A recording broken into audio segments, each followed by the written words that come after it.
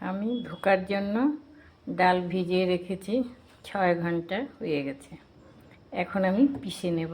ওর মধ্যে একটু কাঁচা লঙ্কা, একটু আদা টুকরা দিয়ে আমি পিষে নেব।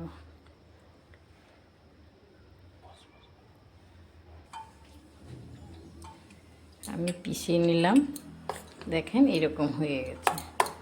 এখন আমি একটা কড়াইয়ে একটু বেশি পরিমাণেই দিলাম, 3-4 চামচ আন্দাজ।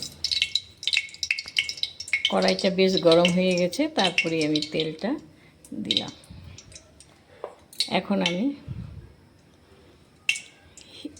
এর মধ্যে হিং দেব। হিংটাও একটু বেশি পরিমাণেই দেব, তাহলে জিনিসটা টেস্ট হয়। এর মধ্যে হলুদ, নুন দিয়ে এখন কড়াইয়ে ঢেলে দিয়ে নাড়া দেব।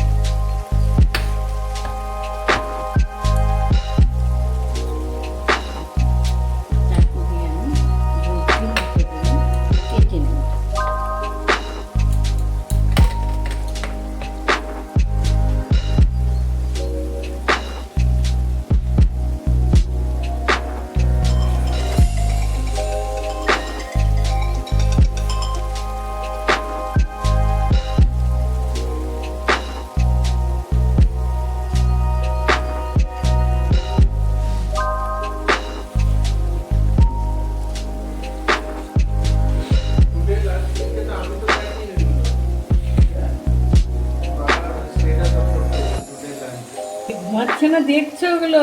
কই আমি আলু ভাজা পাইনি, ঢেঁড়স ভাজা পাইনি, কিছু পাইনি। আরো দেরি করে আসলে আরো শেষ হয়ে যাবে তাড়াতাড়ি। ভালো ভালো আসুন তো।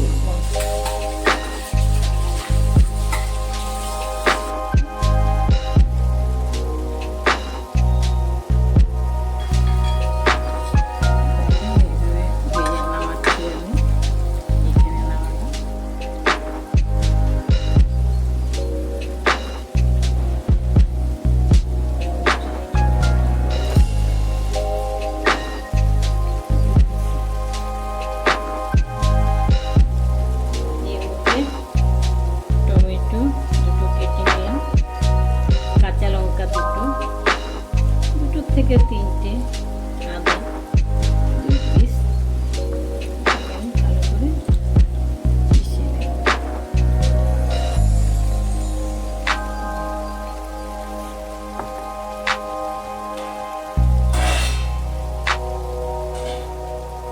কড়াই বসিয়ে দিলাম, কড়াইটা অনেক গরম হয়ে গেছে। এখন আমি কিছুটা সরষের তেল দিলাম। সরষের তেল দিয়ে আমি করবো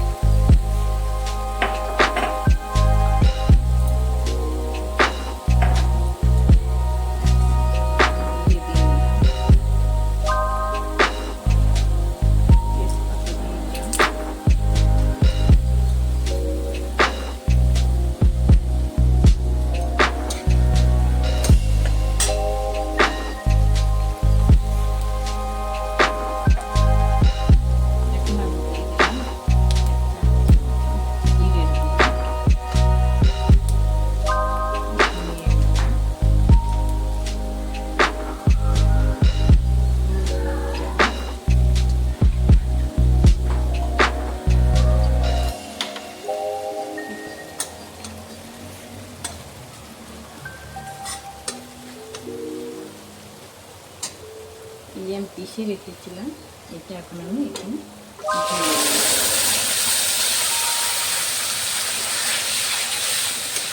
ঢেলে দেব।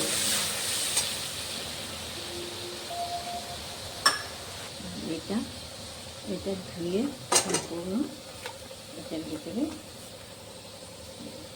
সম্পূর্ণ ধুয়ে ঢেলে দিলাম। আমি অনেকটা সময় এটা নাড়াচাড়া করবো।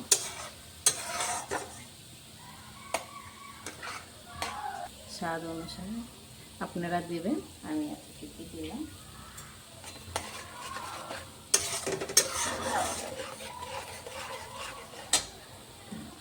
এখন আমি একটু সময়ের জন্য ঢাকা দিয়ে রাখলাম, স্টিমটা কম করে রাখলাম। এখন আমি হাফ চামচ গোলমরিচের গুঁড়ো দিয়ে দিলাম।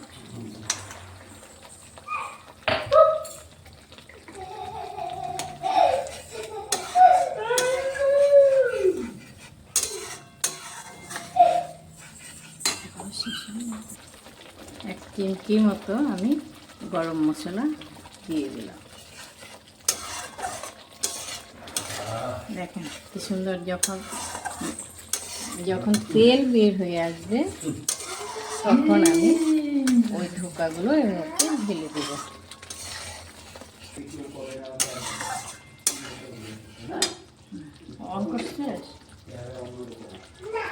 দেখেন এখন আমি এই ভাজাগুলো এর মধ্যে ছেড়ে দেব।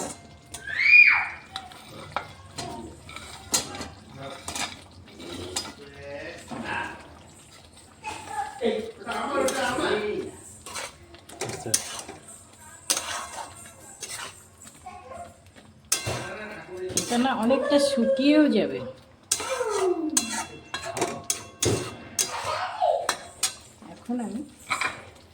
এখন আমি একটু ঘি দেব।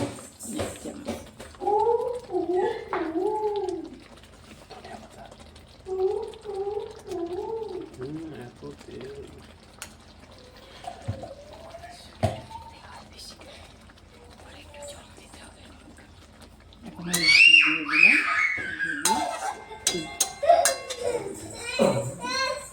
ধনে পাতা কুচানো দিয়ে দিলাম। এখন আমি ঢেকে রাখলাম, 5 মিনিট পরে খুলে দেব।